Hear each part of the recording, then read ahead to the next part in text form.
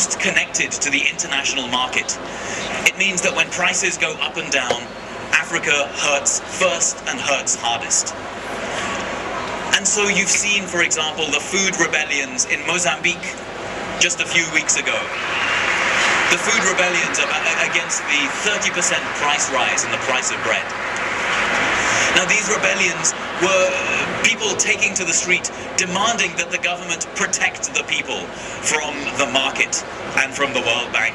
2.600 quilômetros de extensão, onde somos banhados pelo Oceano Índico, onde temos o peixe de todas as espécies, mas o moçambicano não tem acesso ao peixe de Moçambique, que eu não sei porquê. O moçambicano come o peixe exportado, o peixe que vem de fora, o peixe que custa muito menos com o peixe moçambicano. Mon poisson à moi, le poisson de mon pays, il m'est vendu, importé d'Espagne, avec une petite boîte de thon qui coûte 10 fois plus cher que le poisson à l'origine. Pourquoi? Parce qu'en prenant nos ressources naturelles, on ne nous a rien donné. Il n'y a pas d'infrastructure et il n'y a pas de transfert de savoir. Ça aussi, le réseau doit être capable de demander un échange équitable entre nous et l'Union européenne. On nous prend notre ressource, d'accord, mais en contrepartie, nous devrons avoir des infrastructures de base pour nous développer et le transfert du savoir. Nous devrons savoir, nous devrons valoriser nos produits. Nous devons d'abord travailler dans nos pays pour valoriser ces produits dans nos pays et surtout pour les consommer. Arrêtons de consommer les produits intérieurs.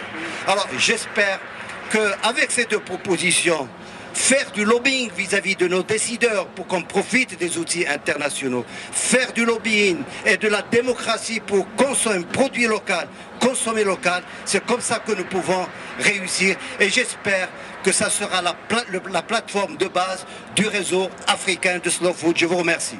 Nous avons réalisé des recettes culinaires, c'est-à-dire la salade de fruits, avec les oranges, mandarines, goyaves, papaye, pamplemousse. Voilà, les élèves ont réalisé les recettes.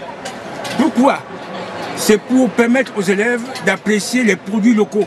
Parce que Slow Food dit promouvoir, vulgariser et consommer local. Je suis responsable d'une association Gabon Vie Agréable et Durable. En fait, notre association, c'est pour sauvegarder la culture en ce qui concerne les aliments traditionnels. Nous avons les aliments traditionnels que nous devons respecter dans nos cultures, dans notre pays. Donc, la restauration que je fais, c'est à base de ces produits locaux. C'est un produit local, on le consomme beaucoup chez nous, le manioc.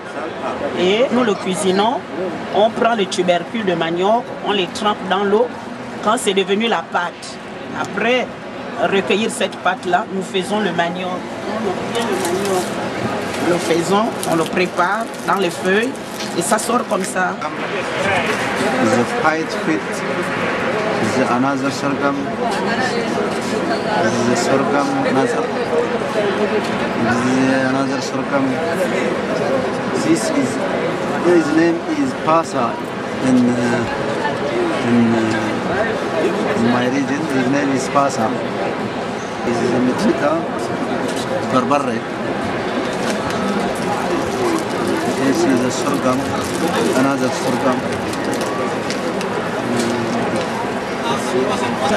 Non, ballano da solo, cioè, sempre. This was